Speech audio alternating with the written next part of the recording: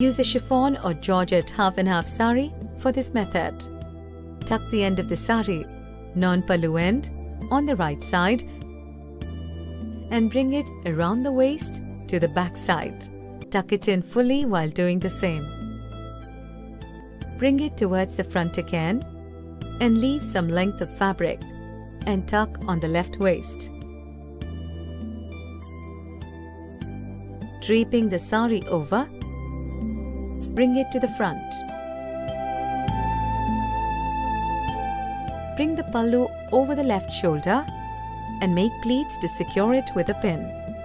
While doing this, keep the first pleat, that is near the neck,